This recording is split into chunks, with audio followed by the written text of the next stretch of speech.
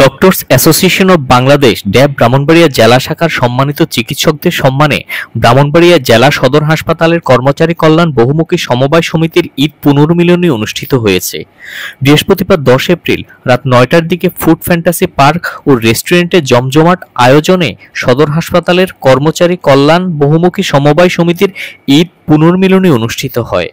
ব্রাহ্মণবাড়িয়া জেলা সদর হাসপাতাল কর্মচারী কল্যাণ বহুমুখী সমবায় সমিতির সিনিয়র সহসভাপতি সালাউদ্দিনের সভাপতিত্বে জেলা সদর হাসপাতাল কর্মচারী কল্যাণ বহুমুখী সমবায় সমিতির সভাপতি মোহাম্মদ আব্দুল মোমিনের পরিচালনায় অনুষ্ঠানে প্রধান অতিথি হিসেবে উপস্থিত ছিলেন ব্রাহ্মণবাড়িয়ার civil surgeon doctor Mohammad Noman Mia ও প্রধান বক্তা হিসেবে উপস্থিত ছিলেন ব্রাহ্মণবাড়িয়া 250 শয্যা বিশিষ্ট জেনারেল হাসপাতালের তত্ত্বাবধায়ক ডাক্তার রতন কুমার ঢালি।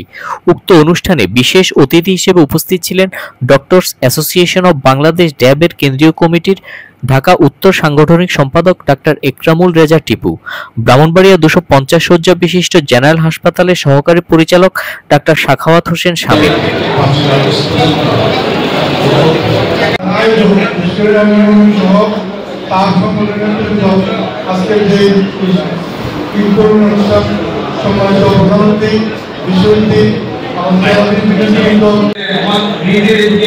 আমাদের নেতৃত্বে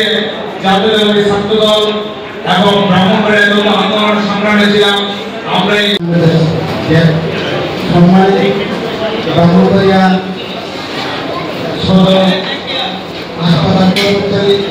কল্যাণ সমবায় সমিতি কর্তৃক আয়োজিত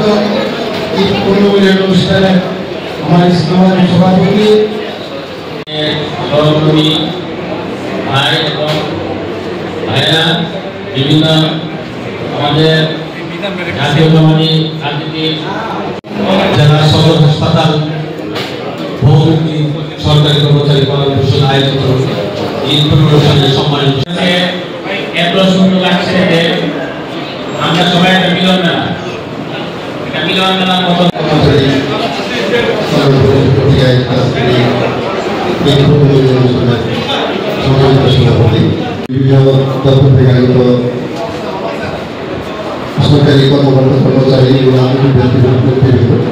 আপনারা দেখছেন দৈনিক গণকণ্ঠ, সবার কথা বলে।